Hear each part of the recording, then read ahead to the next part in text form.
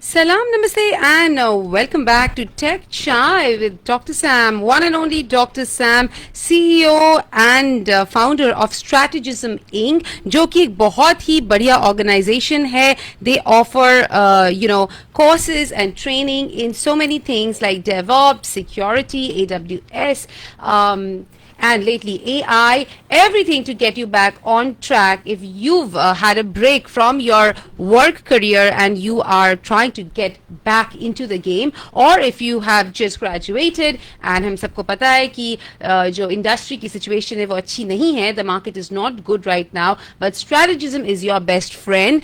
And पहले मैं बता देती हूँ the most important things. If you want to contact strategism.com and benefit from all the goodness of strategism, the number to dial is 408-372-7275, or you can also email them at training@strategisminc.com and also read more about them on their website, which is www.strategisminc.com. Dr. Sam in the studio looking awesome in a jet black dress shirt. How are you doing today, Dr. Sam? Fantastic, awesome, magnificent, wonderful, exciting, ecstatic. That is amazing indeed. And it is very hot outside, but inside the studio I think it's pretty cool, which is great. Lekin one more thing that has heated up in the past few days, Dr. Sam, is all this conversation around H-1B visa and the decisions that President Trump has taken. They are very shocking. They're very sudden. Well, I don't know how sudden they are, but they're very shocking, and they are poised to make significant changes in the years and decades to come in the United States of America. तो उसके बारे में कुछ बताइए. Bilkul. I think this is a burning issue, and it is trending, and it is hot, and there are some good sides and there's some bad side to it, right? Like anything else in life. A lot of people are perceiving that it is going to be $100,000 fee, Yes. Annually, but then they came out with the thought that no, it's not annual, it is one time. So imagine you got a guy one time, and then he works 6 years, because 3 years H1 and 3 years you extend. So 6 years divided by 100K, probably comes to $1,500 a month on one person. So it's like a one beneficiary on one petition. And another thing is that it is not about the existing people. So it's going to happen from the future, right? It's not right now. So anybody who's on existing visa or transfer or coming into the country and they already have a visa, they don't have any issues. So no need to panic. Just relax, take it easy. And the future, this is all about the future, because they intend to change the system from 2026 in the visa lottery system. And as you all know, that wage levels 1, 2, 3, 4. Till now, wage level 1 and 2 was like 70-80% of the beneficiaries. But going forward, they want wage level 4. So if you are level 4, which means you make the highest, brightest and smartest people make the highest money, right? They would not work for $60,000. So level 4 means you're the smartest. So you have 4 times chances of getting picked up. Level 3 means if you are level 3, so 3 times getting picked up. Level 2, 2 times getting picked up in the lottery. And level 1, 1 time only. So the idea is they're increasing the chance of the brightest and the smartest and the highest paid to be picked up. And the rulemaking has started. You can also go and participate if on this weighted selection system, which is going to start from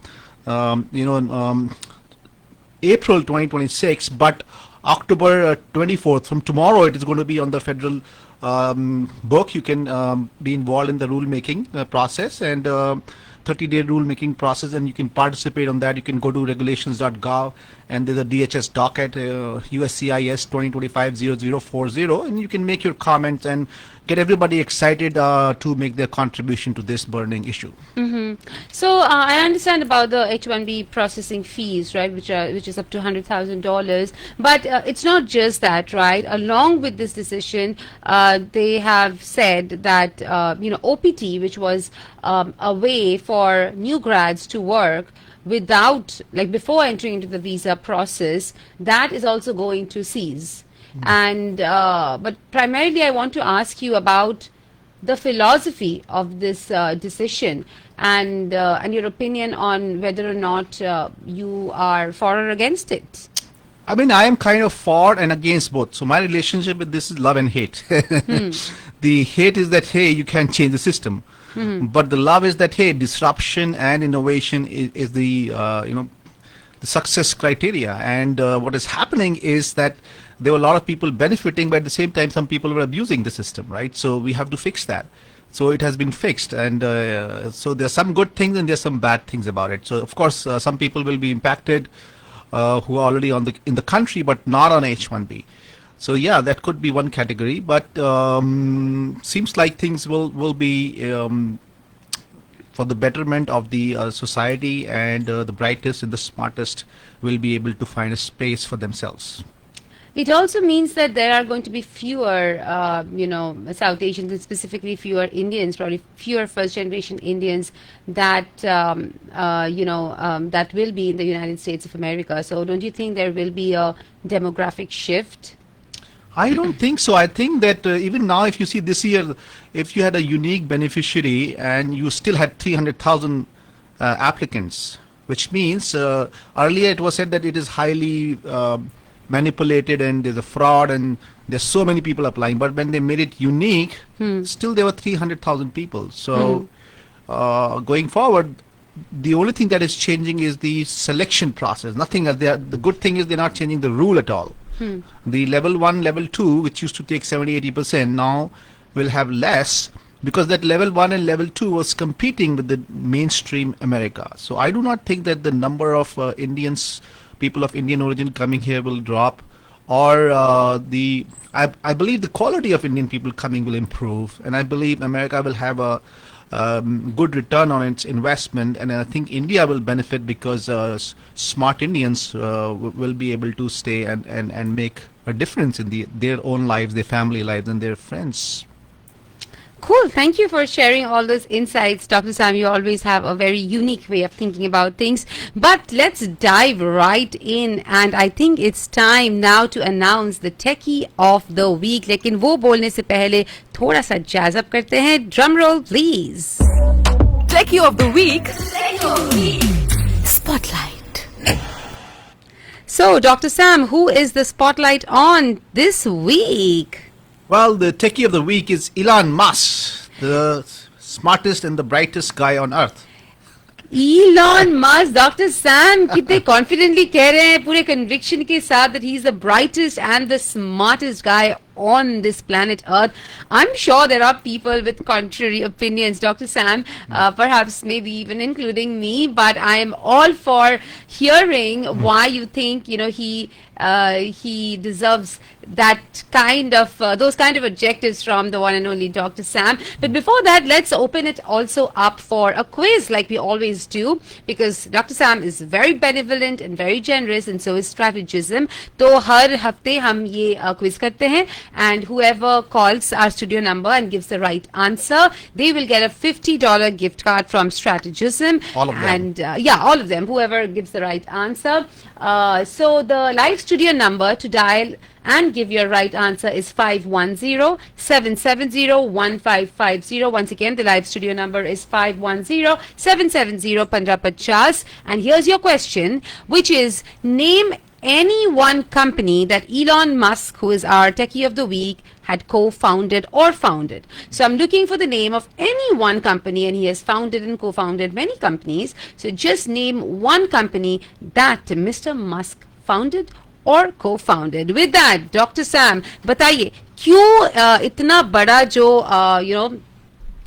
title है Techie of the Week, and like you said, the smartest and the greatest man in our times, of our times. Why do you think Elon Musk holds that title in your book? Why is he your Techie of the Week?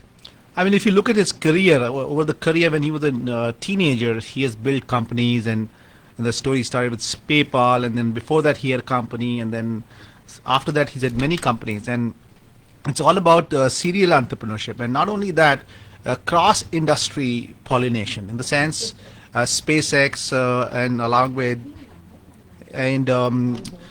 Tesla, which is automobile, and social media, risk-taking, because he could take a tremendous amount of risk in his serial entrepreneurship journey.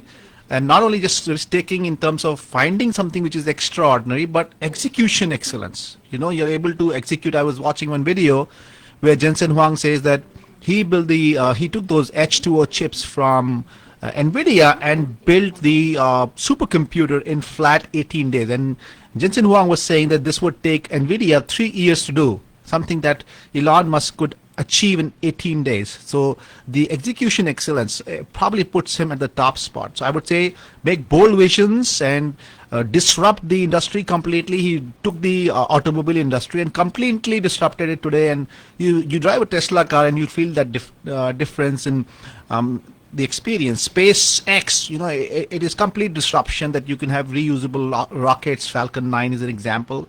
So tremendous success and learning versus degrees, getting skills versus just getting credentials. Awesome, Dr. Sam. So bold vision and excellence के लिए, execution excellence के लिए आपने चुना है mister Musk को. लेकिन वैसे एक कॉलर आए हैं हमारे पास, maybe with a very bold answer. And Mr. Caller, I have you on air now. Would you please give us your good name? My name is Nathan. I'm from Fremont, California. Hello. Do you have the answer for us, which is one of the companies that Mr. Musk had co-founded or founded in the past? Catch है. हाँ, catch तो है. तो इसीलिए मैंने बोला कि bold answer लेके आए हैं हमारे caller. बोलिए. No, Because it's going to be Tesla. Tesla he did not SpaceX. found. Okay, Dr. Sam, unfortunately आपका जो answer है वो सही नहीं है, because Tesla is not one of the companies that he founded. He was one of the most early investors and he became the CEO of Tesla. But unfortunately, he is not a founder of Tesla. So I'm very sorry about that. There's SpaceX also. There is also SpaceX and Yeah, he's the SpaceX investor is in the OpenAI. That's a correct. good. That's a good अब मान answer. लेते हैं, Okay, now चलो second कितनी chance. बिल्कुल second chance देते हैं हमारे caller को. SpaceX is definitely a correct answer. So thank you so much, and I have your number. So we will soon get in touch with you with the gift card details. Thank you so much, and keep listening to Tech Chai only on Radio Zindagi 1550 AM. Jiye ja.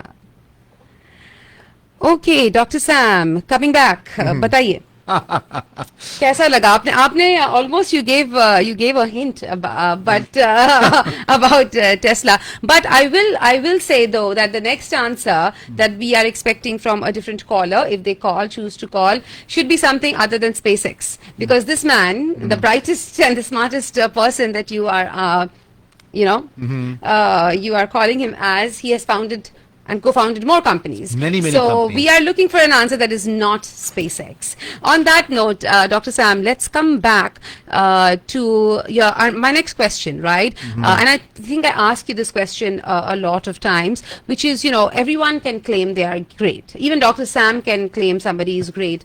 But what are the metrics? What are the things that we are specifically talking about? आपको याद है आप कह रहे थे कि I kind of disagree when you say he's the brightest and the smartest.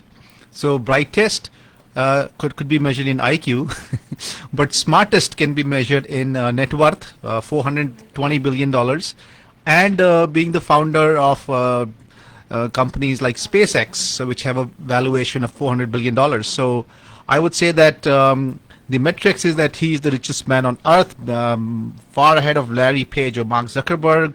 Tesla has a capitalization of $1.5 trillion. The stock today is at $425. It is back to where it was before he got into politics and this stuff. So this is the metrics in terms of market cap, stock value, net worth of the individual that would serve as a measurement of or yardstick or a criteria to measure anybody's brightness. And you are right, even I can say I'm the brightest, but do I have $1 billion? Do I have a patented product which can monetize billions of dollars? Awesome. Those are great metrics, Dr. Sam, and I can see why you are naming him as the greatest and brightest. But we do have our second caller of the day. Ma'am, what is your name? Hi, this is Anjali. Anjali, welcome to Tech Chai. Dr. Sam and I are listening to you. So do you have an answer for us of a company that Mr. Musk has co-founded or founded in the past? Yeah, is it Neuralink? Neuralink. Yes. Neuralink is correct. Yes, Neuralink is one of the companies that he founded or co-founded. So congratulations, Anjali. I have your number, and we will get back with the details of your gift card and more about strategism offline. Thank you so much. Bye bye. Perfect. Have a Thank good you. day. Bye. You too. Okay, Dr. Sam, two winners. That is great. Yeah. And two back-to-back winners. And that is really, मैंने really आपसे कहा था awesome. जब भी मैं आऊंगा आंधी की तरह और हवा छा जाएगी चारों तरफ. हाँ बिल्कुल आंधी आंधी क्या तूफान है आप तूफान your middle name should be toofan doctor Sam तूफान ठीक है अच्छा ये बताइए कि at least a large majority of the people and also our first caller when he said Tesla they all associate Mr. Musk with electric cars. So what do you think about like that association and the fact that he pushed electric cars so hard and so fast and has tremendous success about it? Why was that unique and why was that great at the time when he did it? There's an assumption that he's the EV guy, right? Electric cars guy. And that is in itself great because, the uniqueness is that now Tesla is a $100 billion revenue company. It has 125,000 employees. And he is the guy who took a very ordinary, commonplace industry with Henry Ford built over 100 years, but put electric batteries into it. And then AI into it, which is the full self-drive cars, FSD into it. So that is what makes Tesla unique. And it's not just Tesla. He has 6 different companies, he's associated with SpaceX. We just talked about that. And first time in the history, he took what NASA was doing and he launched this project Mars, and Falcon 9 are reusable rockets. So that reduces the cost, right? Because now you can invest a lot of money into making reusable rockets which can go and come back, and we've seen many successful examples of that. Starlink, if your internet is not working and you are somewhere where internet has no access, Starlink can help you. 2.5 million users. X, Twitter he took and in the social media, and now it has payments and AI. That is what he's integrating. Boring company, if you have a lot of transportation problem in big cities, you can have underground fast speed transportation network, and his projects are going on in LA, in Sweden, many other countries. So tremendous amount of work in the AI space. Grok that you see, and Neuralink is all about the brain implants. So he's wanting to improve the human cognition. So Roshni, you might have a chip 10 years from now, and he said, I took this chip and my IQ went from 148 to 188. So you have 40 cents gain on your IQ, and now you can interact with the robot who's actually AI trained completely. And why would I want to do that, Dr. Sam? Because humans will have to compete with AI robots, and robots will be smarter. So will we have a robot, Dr. Sam? I would very much. I would totally dig that. Yeah. Optimus, you must. Okay. That's actually a fun question. So if there was a robot version of Dr. Sam, what would we name? What would you name? Me? him? Yeah. Oh, I would name something like, something alien, Mars, a combination of that, or something quantum.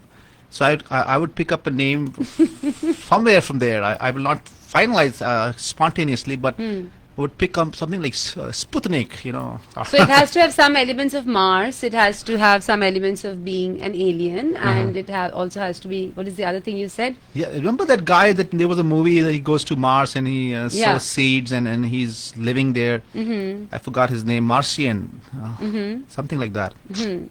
So Mars probably is Musk's next stop, right? Because he keeps talking about that and buying property and all of that, right? So cool, awesome. Even I haven't thought of my robot name, but I think that is a good exercise to do. Maybe next time when we come back, we'll have that thought of. Cool. So as with all leaders, as with all companies, they have to deal with risk, right? From one product to product, from internally, and also from external products, right? So what do you think Elon Musk did to reduce risk in his products? Risk again internally as well as from competition.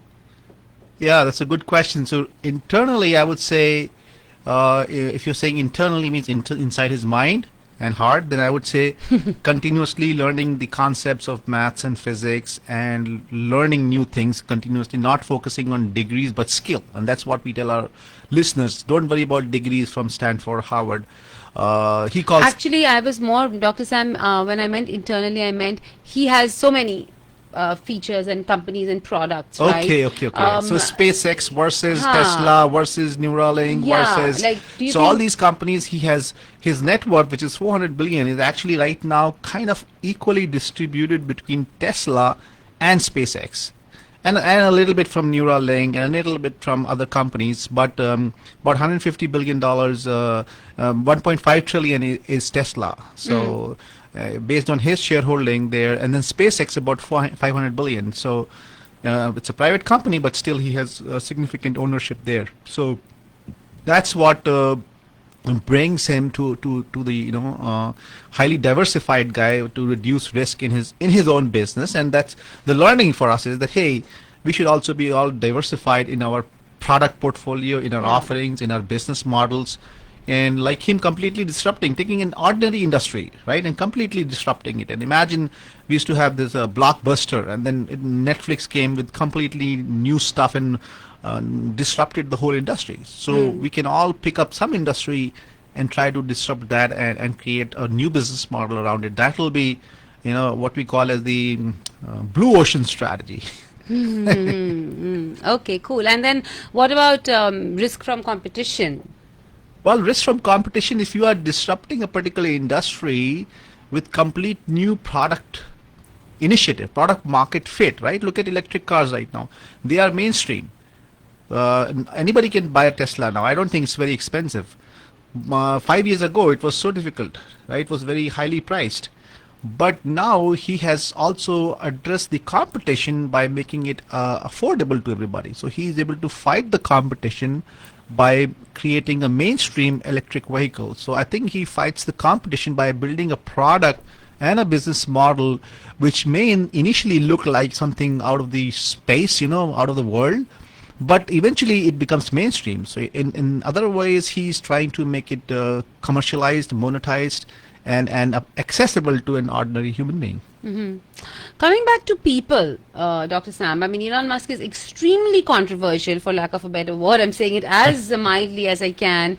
He is, chaos causing when it comes to people, right? Whether it was his stint in the government or, of course, in the companies that he has taken over, including Twitter. There was so much press around that, so much criticism for also. So, but he is moving on. So, what do you think about how he manages his team and how he deals with people? Like, what is your thought on that? I call it E versus E conflict. So the first E is entrepreneur and the second E is the executive. So the first entrepreneur is Elon Musk, Steve Jobs. If you see these guys, they created and built the business, right? Executive could be Sundar Pichai, Chief Executive Officer, or Satya Nadella, CEO of Microsoft. So these are different skill sets as compared to an entrepreneur. An entrepreneur is not very good generally, maybe in handling people, right? And that's why he's able to disrupt. Think about it. So his creativity, his bold vision, and meticulous execution will be always challenged by people, right? So the teamwork would normally come from a CEO or a CEO. So the way he has done with other companies, wherever he's not a CEO, you'll see there's less friction, less conflict, and the professional teams are running. So I think for an entrepreneur, especially who's disrupting and creating a bold vision and something new and exciting, with a unique business model, will always face a lot of friction, and you can look into the history. So E versus E controversies, entrepreneur versus executive. Which category are you in, Dr. Sam? I am kind of in between. These are very safe answers, Dr. Sam. Come on, I expect better. Well, I'm an entrepreneur, but I have because I have not achieved that level of success, so I cannot claim credibility to that status. But I would say that I work with teams. I love teams. Yeah, because you're a people person. Yeah, yeah. You are a people Yeah. person. I think you do. That's another reason that I could not make it to that bracket. Yeah. No, I've heard of this a lot. Like, people actually say to get into the exec suite, like maybe VP or above, you have to be like, maybe there is some truth to it, maybe not all of it is true, but you have to be cold and ruthless. Have you heard of that? Like, if you're too much of a people person, you're probably not going to get there. Have you heard of that? Yeah, I have heard a lot, and I just explained to you why. Because if you are cold and ruthless, you can live in your own shell, and with this idea. And if 100 people are trying to oppose that idea, but you are still persistent, consistent, and you are building that bold idea into a product, and continuously improving it, continuously being challenged by all the stakeholders, even investors, even shareholders, even teams, and so it's a tough battle. But look at him. I mean, he went into politics and the stock value dropped. Now he's back. So the stock value is right back where it was before he got into politics. And he can do that within 6 months. A lot of people would be completely devastated and gone, right? But look at his ability to reinvent and pivot himself back to, so that is what I call as pure innate intelligence. And yeah, you don't have to rub people, but I think somewhere that perception comes that people are like that. Cool.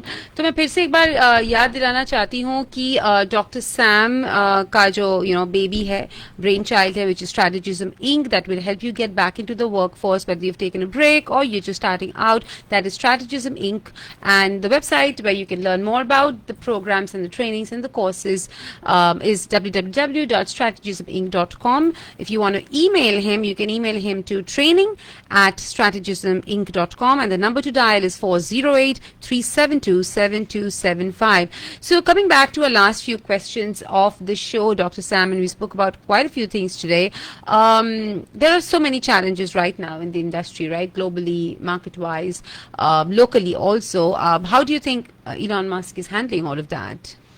I think he's very good, because if you look at the problem that happened with him, he first took politics as to a new field, and then he got into it, and that kind of disturbed his business and business models. But very quickly he came out of it and he handled that. So I would say that he's extremely well in efficient in trying to manage the global challenges. And when there was a flood, and if you remember, Starlink was one of the company that could offer internet access to places where you cannot reach by the traditional internet. So I think globally he has products and services which are not only interfacing with the political arena like Twitter, which is X now, but also he's able to keep his number one spot, which shows that he's able to really handle the challenges very well. And what do you think are his leadership skills that allows him to do that? Can we spell them out, or are they not tangible? Of course, I think he thinks in futures. People think in quarters, he thinks in decades ahead, right? What is going to happen 10 years, 20 years from now? So if you want to really invest your time in future projects, for example, space exploration, how the automobile industry will change in next 10 years, right? Right now it is going to be autonomous cars and fully driven vehicles. But what next? The next is that, hey, they're going to fly. So if you can learn aeronautics and automobile engineering, mechanical engineering, data science, AI, and combine all that and a cross-pollination of all that industry. And that's what he likes, because cross-industry learning, don't say I'm this guy. Nobody is this guy, that guy anymore. You have to be everything now. If you have to fight robots and AI, you have to be everything. You have to be everything, because the robots will not be like a computer science robot or a mechanical engineer or an electric engineer robot, right? Or a civil robot. They will have everything because they are robots and they have probably infinite capabilities. So we might as well level up.